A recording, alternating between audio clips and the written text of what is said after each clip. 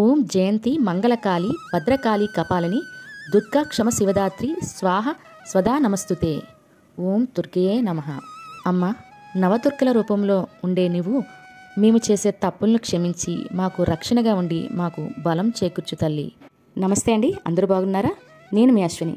నవరాత్రుల్లో అఖండ దీపం కలశం లేకుండా ఇంటిలో అమ్మవారిని ఎలా పూజించుకోవాలి, పూజా విధానం ఏంటి అనేది ఇప్పుడు చూద్దామండి. అమ్మవారి మీద మనసు పెట్టి నేను ఈ నవరాత్రులు అన్ని రోజులు పూజ చేయాలని సంకల్పం చేసుకోండి. ఎటువంటి ఆటంకం లేకుండా పూజ నిర్విఘ్నంగా ఆ విఘ్నగణ నాయకుడు జరిపిస్తాడండి అమ్మవారి దయతో.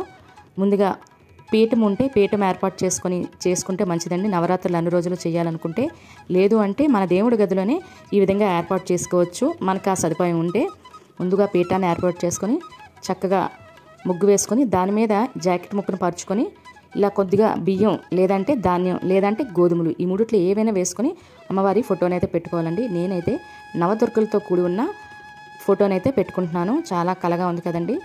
మీరు ఇంట్లో ఏదున్నా అమ్మవారిది పర్వాలేదండి. దుర్గాదేవిది అమ్మవారి ఫోటో ఇంట్లో పెట్టుకోకూడదనే ఆచారం పద్ధతి అనేది ఏమీ లేదండి, పెట్టుకోవచ్చండి. ఎటువంటి దుష్ట శక్తులు కూడా ఇంట్లోకి రావండి ఉండడం వల్ల. అంతే తప్ప మంచిగా ఉండే వాళ్ళకి అమ్మవారు ఏం చేస్తారండి, ఎప్పుడు మంచి చేస్తారు కదండి. అమ్మ కదండి, మంచి చేయకపోతే ఏం చేస్తారు? మరి ఇలా అమ్మవారికి నిమ్మకాయల మాలతో నేను దండనైతే ఏర్పాటు చేసుకున్నానండి. నిమ్మకాయల మాల నీంబాసురుడు అనే వృత్తాంతం కూడా ఉందండి, దానికి వీడియో చేసి పెట్టాను చూడండి కావాలంటే, ఎందుకు వేస్తారనేది. మరి నిమ్మకాయల మాల వేసుకున్నాను. అమ్మవారికి జాజులు, సన్నజాజులు, విరజాజులు ఇలా అమ్మవారికి సువాసనిచ్చే పువ్వులు అంటే చాలా ఇష్టం. దాన్ని కూడా మాలగా సమర్పించుకున్నాను. మరి ఈ నవరాత్రులు అన్ని రోజులు ఎటువంటి విఘ్నాలు లేకుండా వినాయకుని కూడా పూజించుకోవాలి కదండి. అందుకని ఈ వినాయకుని ఈరోజు ఏర్పాటు చేసుకుంటే అన్ని రోజులకి సరిపోతుందండి. మరి ప్రతిరోజు పెట్టవలసిన అవసరం లేదు. కాకపోతే మనం పెట్టే నైవేద్యం బెల్లం ముక్క కానివ్వండి, ఏ నైవేద్యం అండి వినాయకుడికి ప్రతిరోజు పెట్టుకోవాల్సి ఉంటుంది. ఇలా పసుపుతో వినాయకుని చేసుకుని ఏర్పాటు చేసుకున్నాను. వెండిదైనా ఇత్తడివైనా వినాయకులు ఉంటే పెట్టుకోవచ్చు. పెట్టుకున్నా కూడా పసుపు వినాయకుడు తప్పనిసరిగా పెట్టుకోవాలండి. మరి నేనైతే అఖండ దీపం అంటే మనకి ఉంటే పెద్దది అఖండ దీపం ప్రమిదలు ఉంటాయి కదండి, అవి పెట్టుకోవచ్చు. లేదు నేను రోజు నూనె మార్చుకుంటాను అనుకునే వాళ్ళు ఈ రకంగా పెట్టుకోవచ్చు. కానీ ఈ దీపారాధనకి అఖండ దీపం అవనియండి, దీనికి అవనియండి, కిందన తప్పనిసరిగా ఒక ప్లేట్ అయినా లేదంటే ఇలా తమలపాకైనా పెట్టుకుని దాని మీద బియ్యమైనా లేదా ధాన్యమైనా ఉంటే ధాన్యం ఇంకా మంచిదండి, లేదా గోధుమలైనా ఈ మూడిట్లో ఏ ఒకటి పెట్టి వాటిని కింద వాటిపైన మనం దీపాన్ని అయితే తయారు చేసుకోవాలండి. నేను ఆవునైతే దీపారాధన అయితే చేసుకుంటున్నాను. ఒత్తి అనేది మనకి పెద్ద ఒత్తి దొరుకుతుందండి. ఇదైతే నేనైతే మనకి పూరి ఒత్తులు అంటామండి, 2 ఒత్తులు కలిపి వస్తాయి. దాని గురించి ప్రత్యేకంగా ఒత్తి తయారు చేస్తే పూరి ఒత్తి చాలా పొడవుగా ఉంటుంది, సరిపోతుంది కూడా. ఆ ఒత్తులు మట్ట అంటే పూరి నుండి తెచ్చుకున్న ఒత్తులేనండి, సంవత్సరం సరిపడా ఉంటాయన్నమాట. చాలా బాగుంటాయి ఒత్తులు కూడా. నేనైతే ఆ ఒత్తులు పెట్టుకున్నాను. మరి కామాక్షి దీపం కూడా అండి. కామాక్షి దీపం ఇలా నవరాత్రుల్లో అయినా లేదా శుక్రవారం పూట అయినా పెట్టుకుంటే చాలా మంచిది. అంటే ఏదైనా కోరిక ఉంటే ఆ కోరికను చెప్పుకొని ఇన్ని రోజులు చేస్తానని కామాక్షి దీపాన్ని పెట్టుకుంటాం అన్నమాట. అదే ఇప్పుడు మనకు నవరాత్రులు ఇన్ని రోజులు చేస్తున్నప్పుడు కామాక్షి దీపాన్ని కూడా ప్రతిరోజు వెలిగించుకున్నట్లయితే మన ఏదైతే మనసులో ఉందో అది కోరుకుంటూ కామాక్షి దీపం ఈ నవరాత్రులు అన్ని రోజులు వెలిగించుకున్నట్లయితే చాలా మంచిదండి. కామాక్షి దీపం ఉన్నట్లయితే ఇంట్లో తప్పకుండా ఈ నవరాత్రుల్లో పెట్టుకుని ఉపయోగించుకోండి, అంటే ఈ అవకాశాన్ని వినియోగించుకోండి. ఇప్పుడు దీపారాధన అయితే నేను ఏకవత్తితో దీపారాధన అనేది చేసుకుంటున్నానండి. అగరబత్తితో అయినా చేసుకోవచ్చు.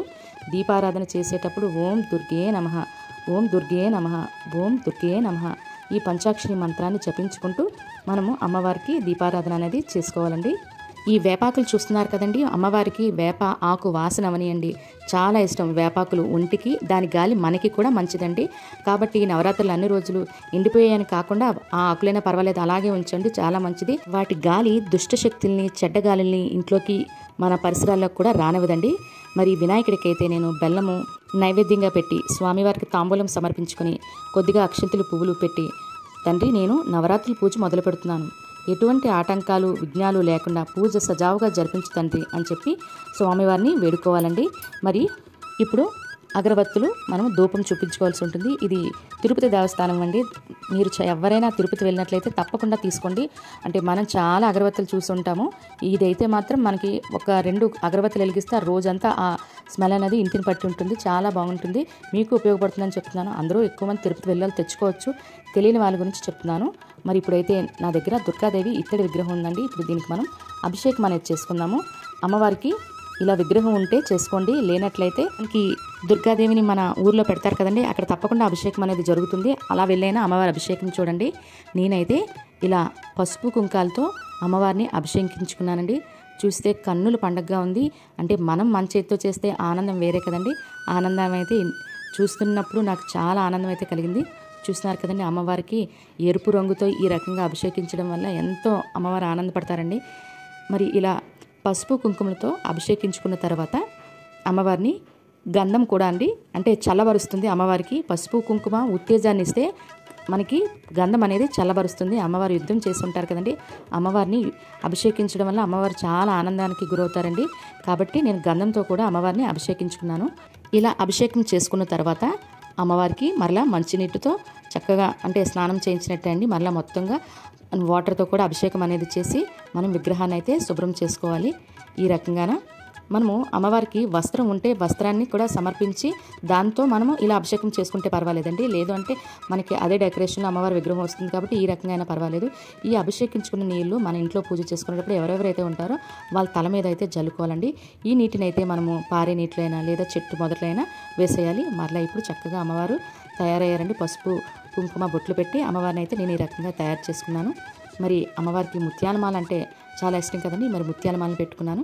ఇప్పుడు అమ్మవారిని మనము ఎటువంటి అంటే కుంకుమ పూజ అవనియండి, నిమ్మకాయలతో పూజ అవనియండి, సుమంగళి వస్తువులు అంటాం కదండి, పసుపు కుంకుమ, అదేవిధంగా అమ్మవారికి నేను ఈ రకంగా వీటిల్లో అమ్మవారికి దీపారాధన చేసుకోవచ్చండి. నేనైతే అమ్మవారికి పసుపు కుంకుమ అయితే వీటిల్లో సమర్పించుకున్నాను.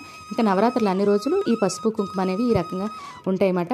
అదేవిధంగా ఇప్పుడు అమ్మవారిని ఈ సుమంగళి వస్తువులైన పసుపు కుంకుమ, చిట్టి గవ్వలు అంటారు, అదేవిధంగా లక్ష్మీ కుబేర కాయిన్లు ఇలా ఏవైనా అవ్వచ్చు, వీటన్నిటితో అమ్మవారిని మనము పూజించుకోవాలండి. పూజించుకోవడానికి ముందుగా అమ్మవారికి నైవేద్యము మనం ఏ రోజైతే ఆ రోజు కట్టె పొంగలి అవనండి, నిమ్మకాయ పులిహార అవనియండి సమర్పించుకోవచ్చు. నేనైతే నిమ్మకాయ పులిహార సమర్పించుకున్నానండి.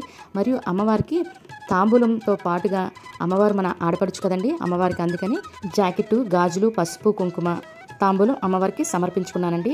మీరు కూడా కుదిరితే చీర కూడా పెట్టుకోవచ్చండి. అదేవిధంగా మనము ఈ నవరాత్రుల్లో ఒకరోజు ఏదో ఒక రోజు మనము సుహాసినులకి తాంబూలం అయితే ఇచ్చుకుంటే చాలా మంచిదండి. మరి అమ్మవారిని పువ్వులతో అలంకరించుకొని మనం 3 అయితే 3, 9 అయితే 9, 5 అయినా ఏదో ఒకటి బేసి సంఖ్యలో నిమ్మకాయలను తీసుకొని అమ్మవారి పాదాల దగ్గర ఉంచుకోవాలండి. నేనైతే అంటే మనం ఏ పువ్వులైనా పర్వాలేదండి, కాకపోతే అమ్మవారికి సువాసన ఇచ్చే పువ్వులైతే నచ్చుతాయన్నమాట. అందుకనేసి నేను ఈ చామంతి పూలు, గులాబీ పూలతో అయితే అమ్మవారిని అలంకరించుకుంటున్నాను. ఏ రోజుకి అంటే మనము రంగు కూడా ఉంది కదండి, నవరాత్రులు అమ్మవారి ఒక్కొక్క రోజు ఒక్కొక్క రంగు అని ఆ రంగు కుదిరేలా బట్టలైనా లేదా పువ్వులైనా అమ్మవారికి సమర్పించుకుంటే చాలా ఇష్టం అండి. అమ్మవారికి తప్పకుండా ప్రతిరోజు మన శక్తి కొద్ది నైవేద్యం పెట్టుకోవచ్చండి.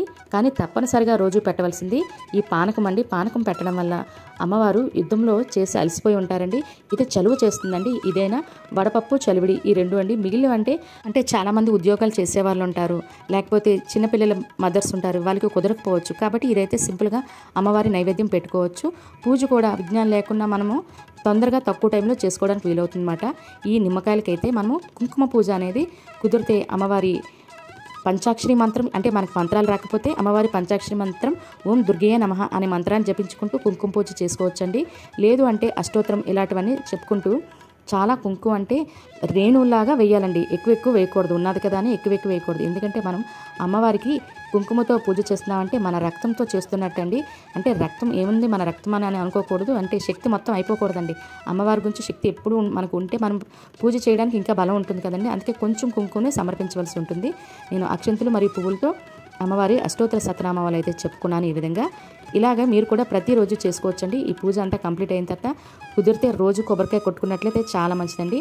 ఇందులో పూజలో తప్పనిసరిగా చేయవలసింది ఈ ధూపం వేయడం అండి.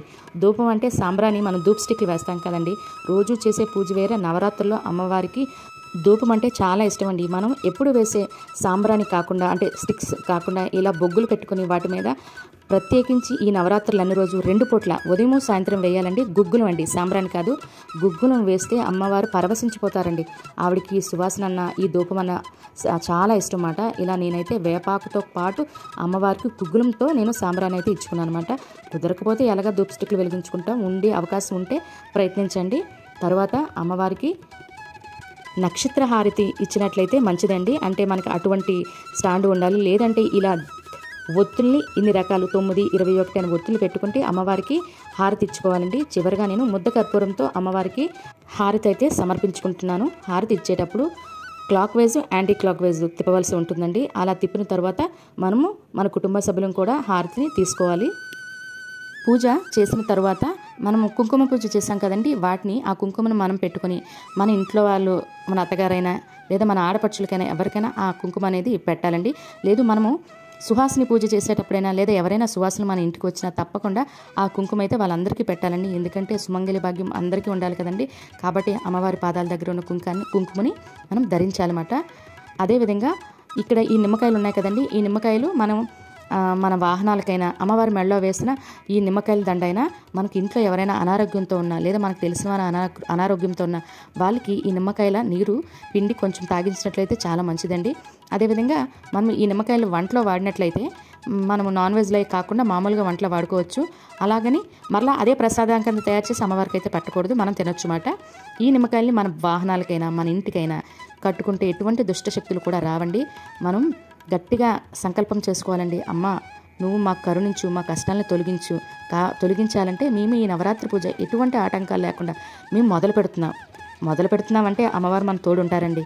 తప్పకుండా విఘ్నాలు లేకుండా ఆ విఘ్ననాయకుడు ఎలాగా మనకు జరిపిస్తాడు. కాబట్టి ప్రతి ఒక్కరు మన శక్తి కొలది అమ్మవారి పూజ అయితే తప్పకుండా చేసుకుందామండి. మరి మీకు ఈ వీడియో నచ్చిందండి? మీకు ఈ వీడియో మీద ఎటువంటి డౌట్స్ నాకు కింద కామెంట్ బాక్స్లో కామెంట్ చేయండి.